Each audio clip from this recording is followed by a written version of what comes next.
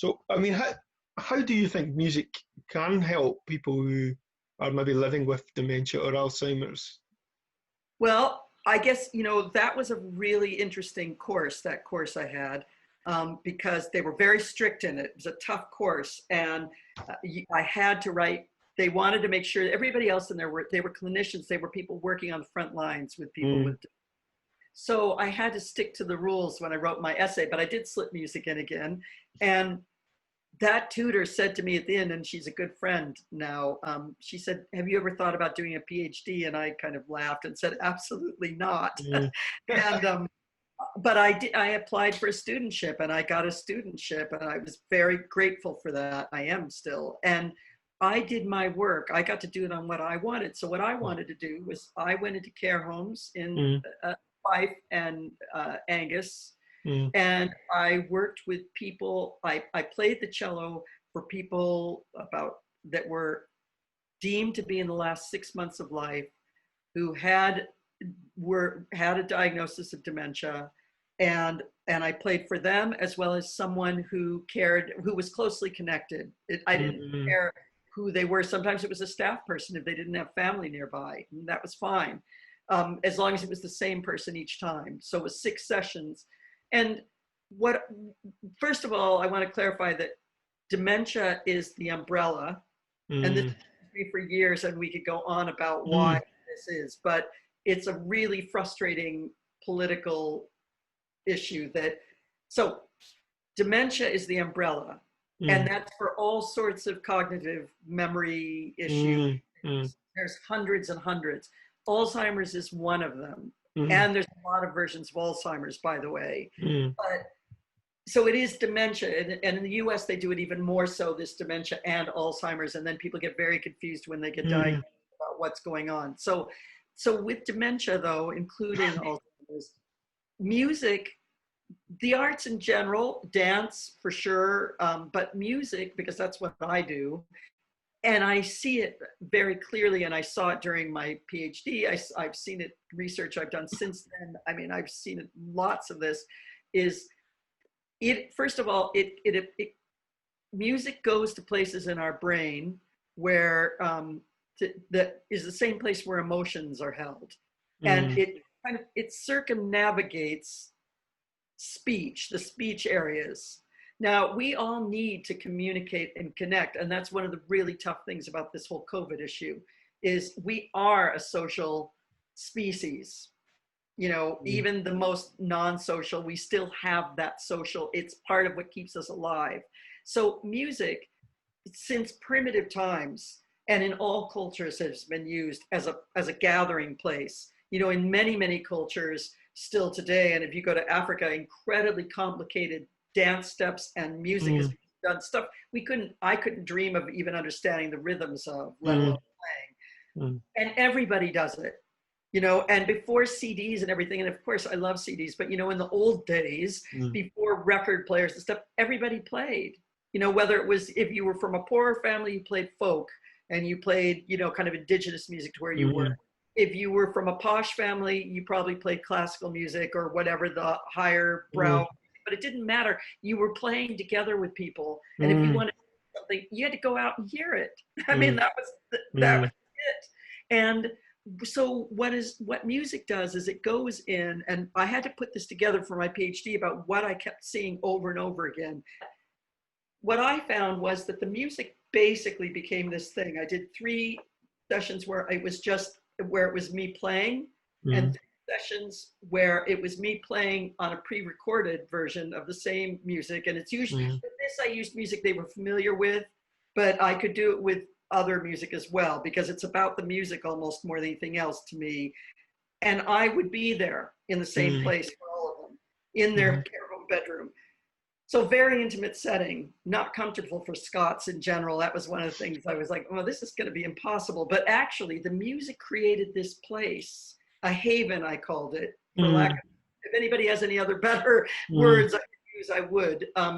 But haven, where it was a sonic haven. So yeah, we were in a care home bedroom, not a great space, mm, tiny space. Sometimes it was someone with their daughter, and it doesn't mean just because you're a family member, as we all well know, that you have some comfy, cuddly relationship with that Mm. family.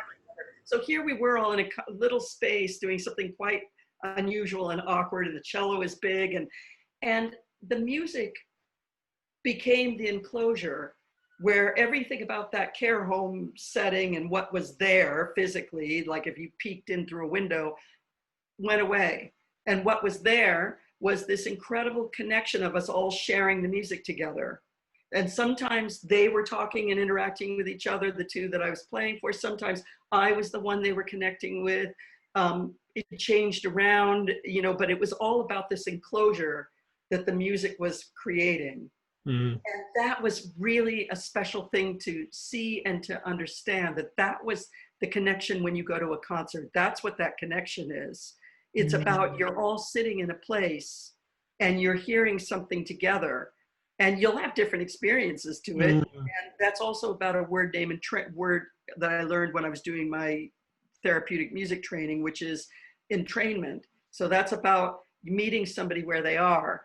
So, you know, there's a story, I've written a few articles that we can link to this. But one of them was for a guy, he was such a dear man, and he had a very odd type of dementia that was very sad, and he'd get very paranoid, and he was a very gentle man, and he was a very accomplished Scottish traditional player. So I always was really nervous playing for him, because this dumb American going in and playing for him Scottish music, I felt a little out of my depth, but I did my best, and he loved it.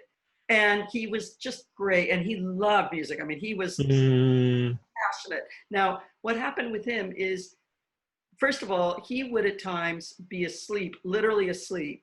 Now, some people would say, oh, that's terrible. God, he fell asleep, you know, and we have these little checklists people make us do. That was the best thing, because what you don't know about that is that he hadn't slept for days. Wow. And the music created, he felt safe enough and calm enough to sleep. And he'd be asleep, and he'd be tapping out the most complex Cayley dance steps in his feet. I'm telling you, he'd be literally snoring and tapping out these steps with his feet that I couldn't do if I went to classes for the next 10 years. Wow. So that's embodied knowledge. That's because that was in his bones, as was on that. That. But what was the entrainment part was, I'd go in, and one time I went in and I wrote a thing about this. I did an emergency intervention. The care home called me in because they didn't know what to do with him. It was a council care home. They wasn't a nursing home. They don't like to give, and aren't you maybe even allowed to give any kinds of medications that are heavy duty. And they wanted to keep him there because he'd been there a long time. And they were, you know, so he was getting more and more agitated over these weeks. He got to a point where it really was just hard to see. And he would go into another kind of world, basically, is the only way I can describe it, having seen it very close up. And they called me in because they thought, well, he loved music. He loves music. Maybe Claire can do something. They have a great relationship. Let's do it. So I went in, took out the cello, and I said, would you, you know, he was out in the hallway pacing around. I said, come into your room. You want some music? And he, of course, said yes, because he loves music. And he was so tense. So what do you think I played for him? What kind of music would you play for somebody who's really, I mean, he was so agitated. He was kind of off the scales. I played not lullabies, which is what I originally would have thought. Oh, you play calming music. I think you have a little one roaming around at your house right now, Iain. I know one thing about kids, which is, I don't have any, but I was one, and I have lots of friends who have them. If you have a little child who has a tantrum, throws a fit, and you go and try to soothe them and calm them, and oh dear, it's all right. Many moms especially have bruises from that still.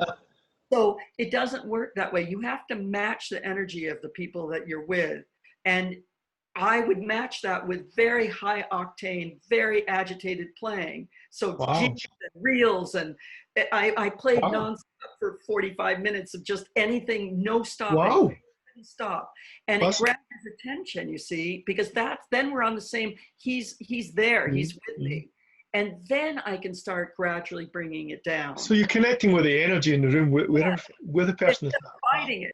And the other thing you can do with music is disrupt things. So you can also do something where you've got something, you want to kind of get somebody more alert maybe, because they're just, you know, they're maybe really just not focusing. They're just not kind of there. You Mm. might do something really striking, make a big sound, just to kind of, and then come back to something. So I'm sensing a lot of what you're doing is really connecting in the moment, Yeah, absolutely. where people are at, and losing that. So it's not about as some music is used around dementia work is somebody trying to trigger memories, Right. which is part of kind of almost trying, not a healing process, but almost, they're trying to dot put connect everything back together again almost. And there's been some work, I think, around that where music's had a kind of positive influence. But what you're trying to do is give people some healing in that moment, some kind of release from what they're going through. Right. So it's not about curing at all, because Yeah. dementia is not curable for one thing, but also what I do is healing is exactly the right word. And there is a place for familiar music, absolutely, particularly with people with dementia, because we Mm-hmm. know a reminiscence, that thing, a piece. And if you don't believe me on this, go to Mm-hmm. play your radio later on an oldies Mm-hmm. station. I don't care if you liked that music, but the music you heard when you were 18, the popular tunes, you will hear something that will take you right back. You'll remember everything about that day, and you'll know all the words of a song you have not heard for 40 years, and you'll know it. And that happens, and that's happened many, many times. And people will talk about that with dementia.